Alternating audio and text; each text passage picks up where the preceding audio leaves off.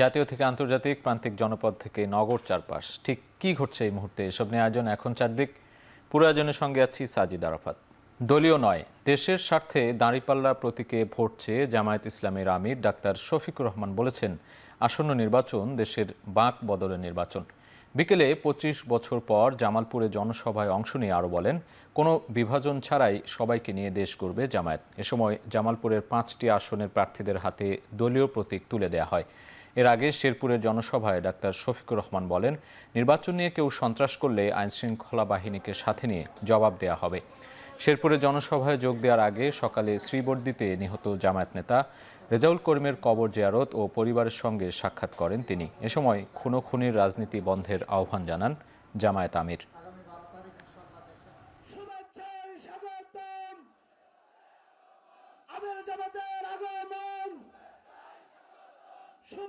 এই নির্বাচন ১৪০০ শহীদের রক্তের উপর দাঁড়িয়ে নির্বাচন। এই নির্বাচন ৩৪,০০০ আমাদের ছেলে মেয়েদের পঙ্গুত্বের নির্বাচন। এই নির্বাচন আয়নাগরের অন্ধকার যুগের অবসানের পরের নির্বাচন। এই নির্বাচন অতীতের ৫৪ বৎসরের যে রাজনীতি ফেসিবাদ তৈরি করেছে সেই বস্তা পচা রাজনীতির কবর রচনার নির্বাচন। জাতীয় নির্বাচনের প্রচারণায় অংশ নিতে কাল খুলনায় যাচ্ছেন বিএনপি চেয়ারম্যান তারেক রহমান। এ উপলক্ষে ব্যাপক উৎসাহ উদ্দীপনার সাথে চলছে তার আগমনের প্রস্তুতি। ২২ বছর পর ২ ফেব্রুয়ারি খুলনায় আসছেন বিএনপির চেয়ারম্যান। প্রস্তুত হচ্ছে খালিশপুরের প্রভাতী স্কুল মাঠ। নেতাকর্মী সহ সাধারণ মানুষেরও আগ্রহ সমাবেশ ঘিরে। বিভাগে ২টি নির্বাচনী জনসভায় যোগ দেবেন বিএনপির চেয়ারম্যান। খুলনা ও যশোরের জনসভাকে জনসমুদ্রে রূপ দিতে এরই মধ্যে দক্ষিণাঞ্চলের সব জেলার নেতাকর্মী মাঠে নেমে পড়েছেন।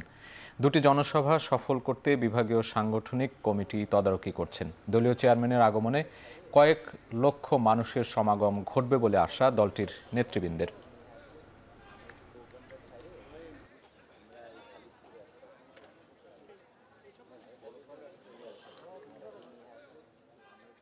ত্রয়োদশ জাতীয় সংসদ নির্বাচনের প্রচারণার সামগ্রিক পরিবেশকে অত্যন্ত সন্তোষজনক বলে মন্তব্য করেছেন প্রধান উপদেষ্টা ডক্টর মোহাম্মদ ইউনূস।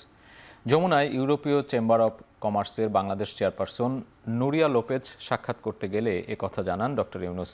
বলেন, নির্বাচনে ইইউ পর্যবেক্ষকদের উপস্থিতি গণতন্ত্র পুনরুদ্ধারে গুরুত্বপূর্ণ আস্থার প্রতিফলন। বৈঠকে বাংলাদেশের বড় রপ্তানি বাজার ইউরোপীয় ইউনিয়নে শুল্কমুক্ত প্রবেশাধিকার অব্যাহত রাখতে দ্রুত মুক্ত বাণিজ্য চুক্তির আলোচনা শুরুর আহ্বান জানান প্রধান উপদেষ্টা। বৈঠকে বাংলাদেশে নিযুক্ত ইইউ রাষ্ট্রদূত মাইকেল মিলারও উপস্থিত ছিলেন। এ সময় বাংলাদেশে বিনিয়োগ বৃদ্ধি ও দ্বিপক্ষীয় বাণিজ্য সম্পর্ক আরও সহজ করার ব্যাপারে আলোচনা হয়। পাশাপাশি জাতীয় নির্বাচন এবং নির্বাচন পর্যবেক্ষণে আন্তর্জাতিক পর্যবেক্ষক মোতায়েনের বিষয়টিও উঠে আসে।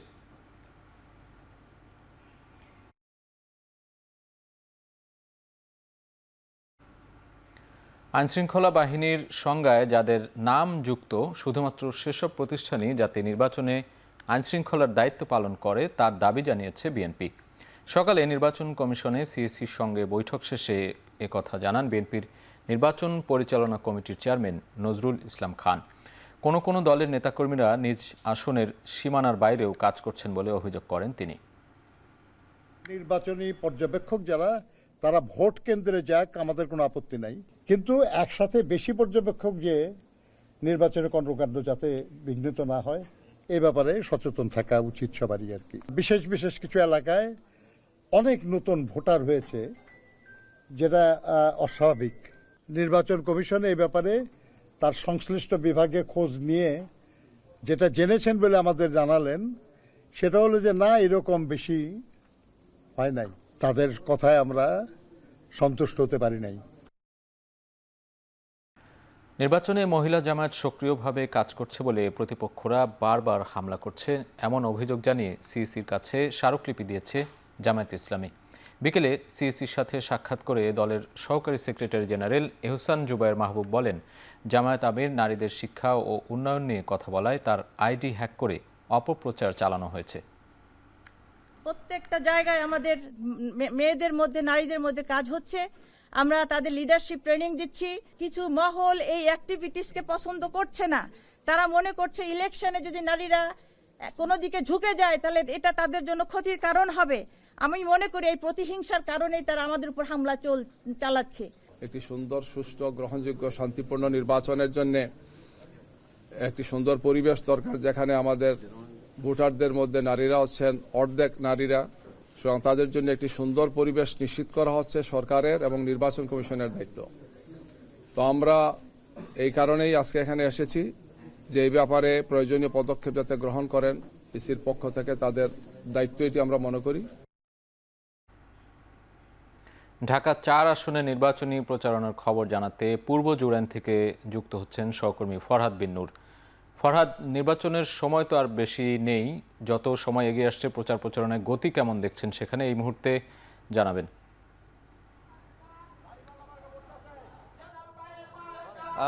সাজিদ, মূলত ঢাকা ৪ যে আসনটি, এটি হচ্ছে ঢাকা দক্ষিণ সিটি কর্পোরেশনের ৯টি ওয়ার্ড এবং শ্যামপুর কদমতলী থানা মিলে এই আসনটি গঠিত। এখানে ৩,৬০,০০০-এর বেশি ভোটার রয়েছে এবং আমরা জানি যে এখানে এই আসনে প্রার্থী মোট ৮ জন হয়েছেন।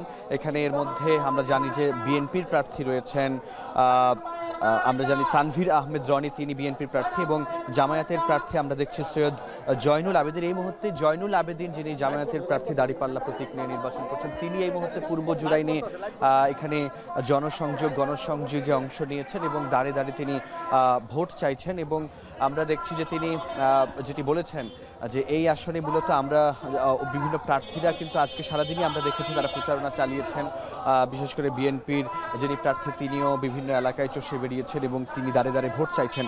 মূলত এই আসনে যে সংকটগুলো রয়েছে, ড্রেনেজ ব্যবস্থায় সংকট রয়েছে, রাস্তাঘাটে ত্রুটি রয়েছে, এছাড়া মাদক এবং গ্যাসের একটা বড় সংকট এই আসনের বাসিন্দাদের ভোগ করতে হয়, কমিউনিটি সেন্টারের অপ্রতুলতা রয়েছে। সব মিলিয়ে এই যে সংকটগুলো রয়েছে, সেই সংকটগুলো বাস্তবায়নের জন্যই কিন্তু যারা প্রার্থী তারা বিভিন্ন মানুষের কাছে গিয়ে দাঁড়িয়ে দাঁড়িয়ে তারা বলছেন এই সংকটগুলো দূর করার কথা কিন্তু তারা বলছেন।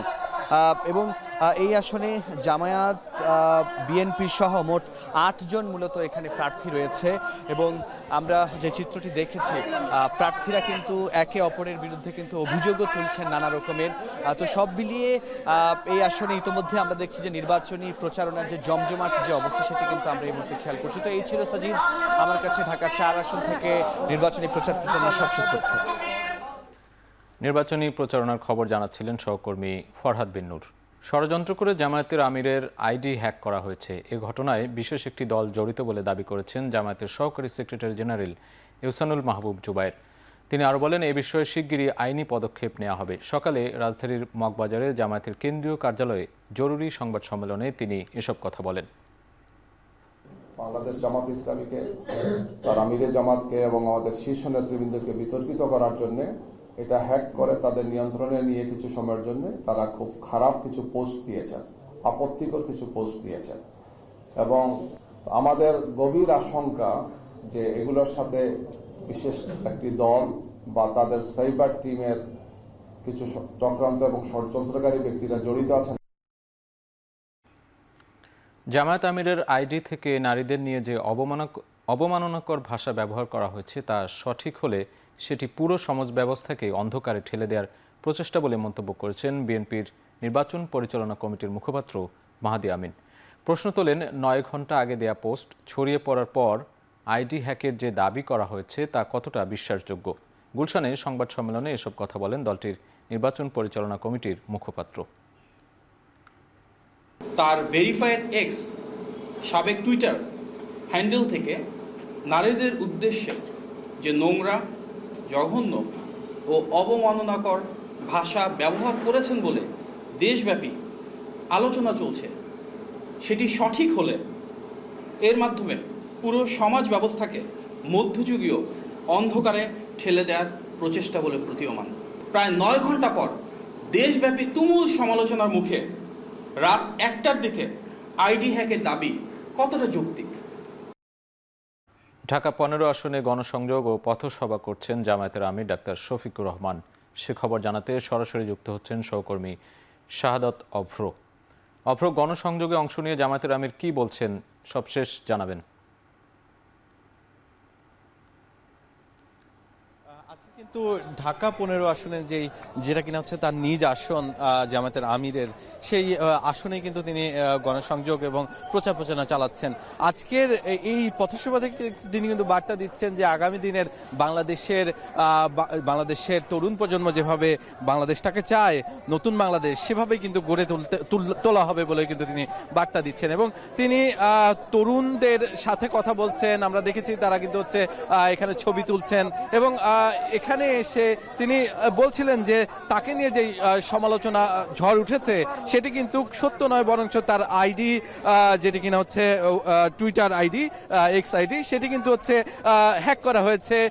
সেই ব্যাপারেও কিন্তু তিনি সাংবাদিকদের সাথে কিছুক্ষণ আগে কথা বলছিলেন এবং জানিয়েছেন যে এ ধরনের অপপ্রচারের মাধ্যমে একটি গোষ্ঠী চায় জামায়াতে ইসলামের নামে যেন অপপ্রচার চালিয়ে আগামী ভোটের রাজনীতিতে প্রভাব ফেলার কিন্তু চেষ্টা করছে, এমন অভিযোগ কিন্তু তিনি করেছেন। এর পাশাপাশি এখানে তিনি বাড়ি বাড়ি গিয়ে তাদের যেই সমর্থন আছে সেই সমর্থন কিন্তু আদায় করার জন্য তিনি হচ্ছে সবার সাথে গিয়ে কুশল বিনিময় করছেন এবং কথা বলছেন। আমরা কিছুক্ষণ আগে দেখছিলাম তিনি কিন্তু ঠিক দুপুর নাগাদ ছিলেন জামালপুরে, এর পরবর্তীতে সেখানে কিন্তু নির্বাচনী যে পথসভা সেখানে কথা বলেছেন।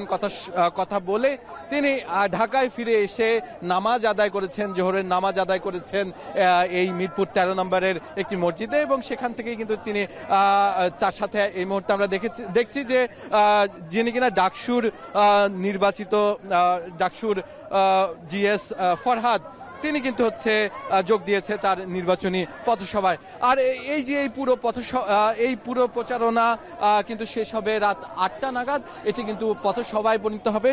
সেই পথসভাটি কিন্তু হচ্ছে মিরপুর 14তে গিয়ে জামায়াতের আমির তিনি কিন্তু কথা বলবেন। এর পরবর্তীতে কিন্তু হচ্ছে তার আজকের দিনে যে কর্মসূচি সেটি কিন্তু হচ্ছে শেষ হবে। এই ছিল আমার কাছে সর্বশেষ। নির্বাচনী প্রচারণার সবশেষ খবর জানাচ্ছিলেন সহকর্মী শাহাদাত অভ্র।